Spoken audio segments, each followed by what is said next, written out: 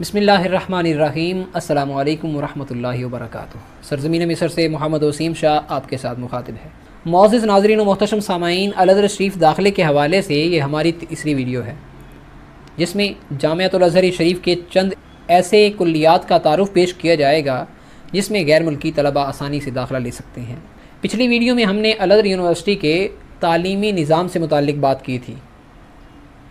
आज की वीडियो में हम गुफ्तगू करेंगे चंद ऐसे कुल्लियात और उन कुल्लियात में होने वाले तखस्सुसात से मुताल्लिक़ कि जिनमें गैर मुल्की तलबा भी दाखिला ले सकते हैं। सबसे पहले बात करेंगे कुल्लिया उसूलुद्दीन से मुताल्लिक़। कुल्लिया उसूलुद्दीन वो कुल्लिया है जिसने बड़े बड़े नाम पैदा किए।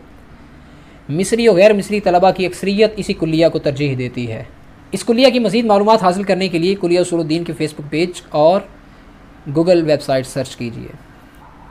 कुल्लिया उसूलुद्दीन के पहले 2 साल तमाम तलबा को एक जैसे मज़ामीन पढ़ाए जाते हैं, उसमें किसी किस्म की तख़सीस नहीं होती। फिर उससे अगले 2 साल 4 किस्म के तखस्सुसात करवाए जाते हैं। नंबर 1 तफसीर व उलूमुल कुरान, नंबर 2 शोबा उलूम हदीस, नंबर 3 अक़ीदा वल फ़लसफ़ा, नंबर 4 शोबा दावा व सक़ाफ़तुल इस्लामिया। उसके बाद एमफिल यानी दरासतुल उलिया, और उसमें भी तखस्सुस ही होता है और पिछले तखस्सुस से रिलेटेड मवाद पढ़ाए जाते हैं। मेरे ख्याल में आज की वीडियो का करते हैं यही इख्तिताम, ताकि हमारे सामाईन को सुनने में दुश्वारी ना हो।